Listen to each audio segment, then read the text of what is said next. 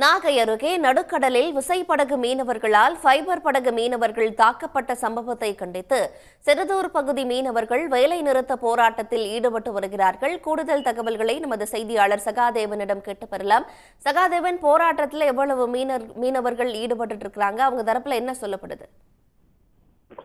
அதாவது நேற்றைய தினம் செருதூர் கிராமத்திலிருந்து ஃபைபர் படகில் கிட்டத்தட்ட 30க்கும் மேற்பட்ட மீனவர்கள் மீன்பிடிக்க சென்றாங்க. இந்த சூழ்நிலை கிட்டத்தட்ட ஒரு 4 ஃபைபர் படகு மீனவர்களை அருகாமையில் இருக்கக்கூடிய அக்கரைப்பேட்டையை சேர்ந்த ஒரு 2 விசைப்படகில் வந்த மீனவர்கள் கடலில் அவர்களுடைய படகாலைகளை இடிச்சு ஒரு மோதல்ல ஈடுபட்டதா கூறப்படுகிறது. குறிப்பா இவங்க வலையை பத்திட்டு அதை தொடர்ந்து நங்கூரமிட்டு இவருடைய ஃபைபர் படகை நிறுத்தி வைத்திருந்த போது அந்த விசைப்படகு மீனவர்கள் இவர்களோடு மோதலில் ஈடுபட்டதாகவும் சொல்லப்படுகிறது.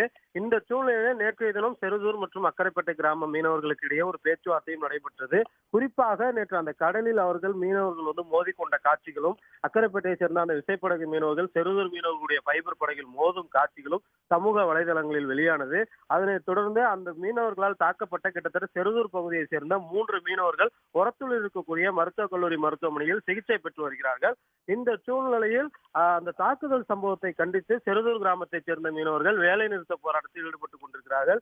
காலையிலிருந்து கிட்டத்தட்ட 400க்கும் மேற்பட்ட ஃபைபர் படகு மீனவர்கள் கடலுக்கு செல்லாமல் தங்களுடைய படகுகளை அந்த பகுதியில் இருக்கக்கூடிய மீன் இறங்கு தளத்தில் நிறுத்தி வைத்திருக்கிறார்கள்.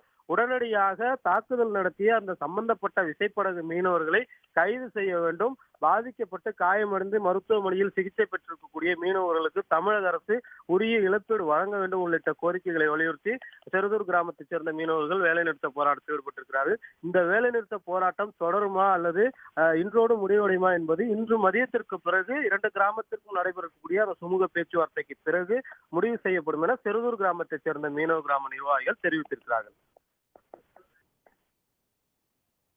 சகாதேவன், விவரங்களை வழங்கியமைக்கு நன்றி.